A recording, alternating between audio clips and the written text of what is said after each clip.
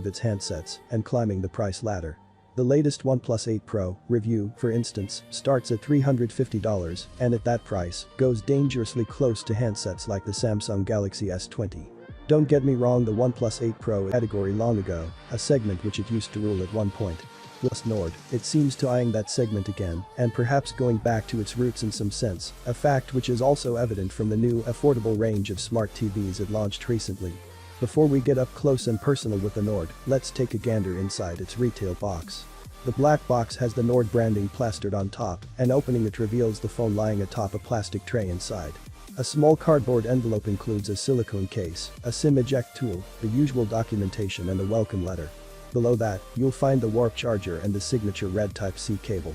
A 3.5mm to Type-C dongle is conspicuous by its absence. The word Nord means north, and that's the direction brand OnePlus says it has taken over the last few years, referring to its growth. Obviously, it would want to take the same direction going forward too, with the new Nord adding to its user base. The OnePlus Nord is a compact phone with a youthful appearance, at least the marble blue unit we have with us for review.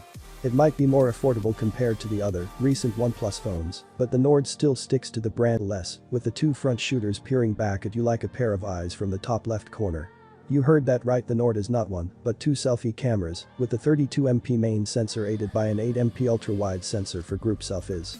The 29F HD+ screen uses AMOLED tech, offers a refresh rate of 90Hz, and integrates a fingerprint sensor beneath.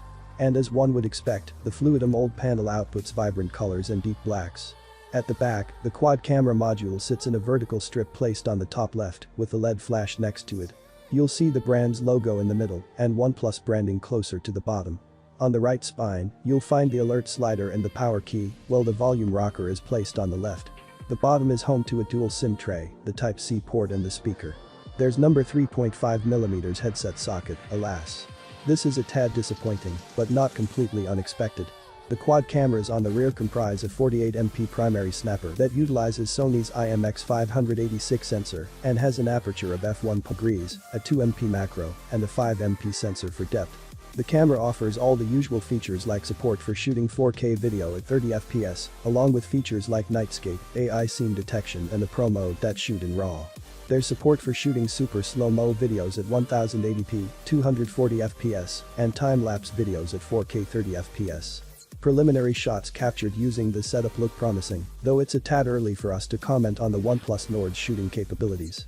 Inside purrs Qualcomm's mid-range Snapdragon 765G chipset, which is a 5G capable SoC and uses Adreno 620 graphics.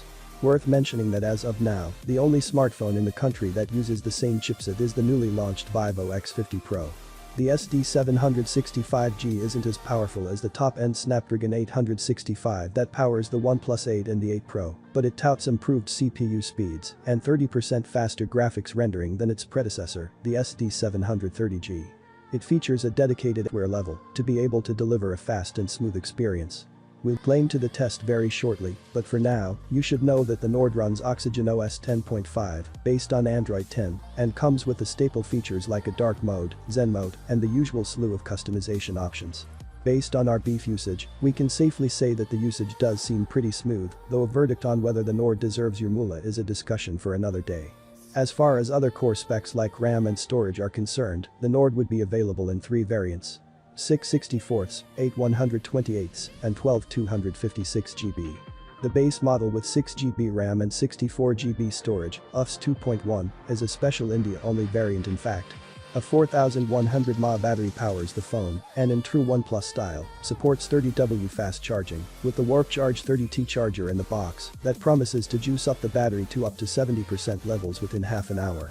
With a starting price of $350, the OnePlus Nord does come across as an extremely attractive option, both on paper as well as based on our initial base though, and it remains to be seen whether the new phone will be able to enjoy the same level of popularity and see the same levels of success as some of the previous phones from OnePlus.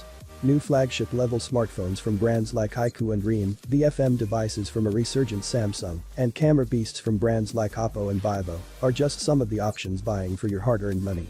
It'll be interesting to see if the OnePlus Nord, which is a compelling choice priced south of $400, can actually propel the brand north or not. Well guys, I am happy for Oneplus Nord, especially the price range.